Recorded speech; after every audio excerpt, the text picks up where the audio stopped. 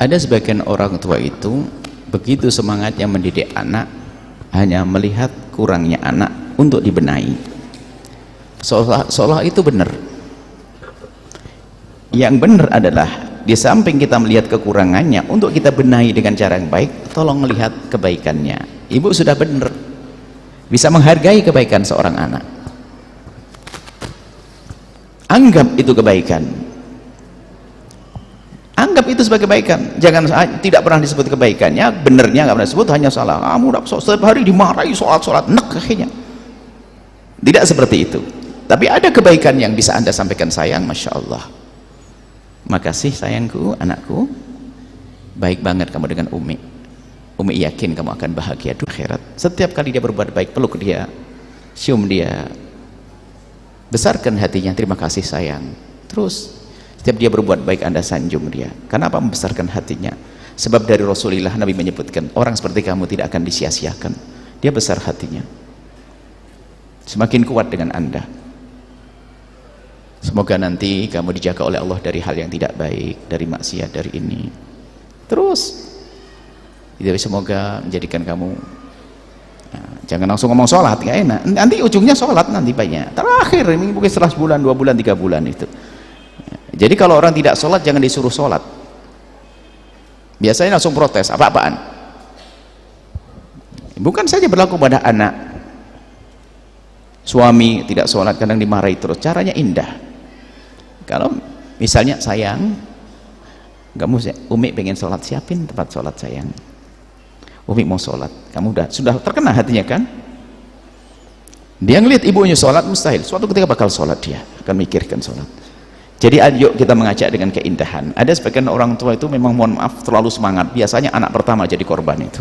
Hati-hati, karena punya anak pengennya harus begini terus. Makanya banyak anak pertama nanti depresi katanya.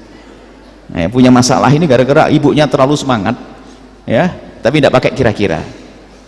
Ya, jadi tentunya dengan keindahan cara itu penting banget ya. Termasuk suami tidak sholat, jangan dimarahi terus. Kadang-kadang terlalu tinggi target sang istri.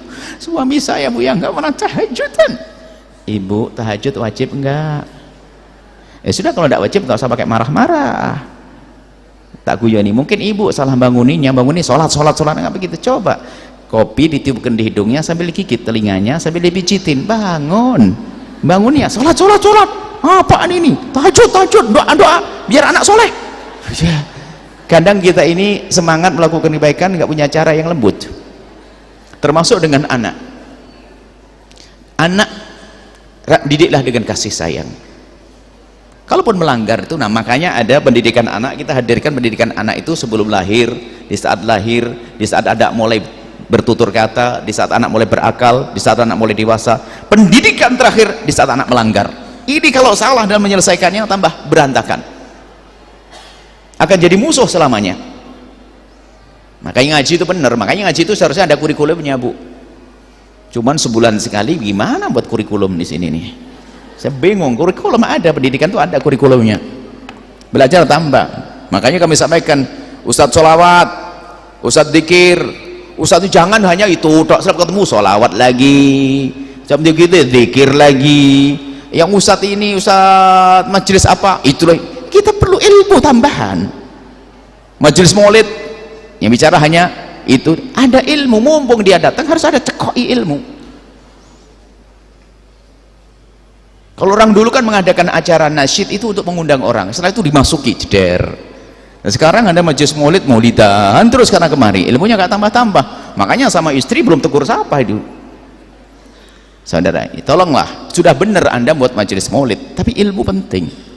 Kalau Anda merasa tidak punya ilmu, ya jangan ngomong, biar undang ustadz yang lain. Kadang maksain diri, ustadz maulid, ustadz dzikir, ustadz sholawatan, gara-gara dia tidak mampu, nggak pakai ilmu. Nggak ada masalah. Mungkin Allah mengumpulkan di sekitar Anda karena kebaikan Anda belum punya ilmu, tapi Anda berkah. Tinggal ngundang ustadz yang punya ilmu untuk menyampaikan pesan. Itu kerjasama yang baik, kan seperti itu.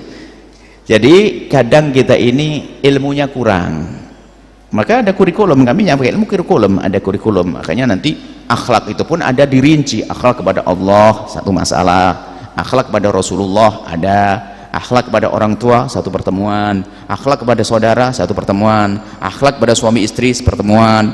Itu biar Nabi berpelanggaran mendidik anak sebelum anak lahir. Ini pendidikan. Biarpun Anda sudah kelewat, sudah punya anak banyak, paling tidak anak Anda mendidik anak paling pertama sebelum anak lahir adalah, kalau Anda perempuan, hei anakku yang perempuan yang masih jomblo, mendidik anakmu yang baik pertama kali harus Anda hadirkan adalah memilih calon bapak yang benar, memilih calon ibu yang benar. Yang menemunya di Facebook, setelah itu terlanjur janji, fotonya editan, nyungsep, akhlaknya nggak jelas. Kalau hanya beli online kebohongan kan cuman baju. Ini istri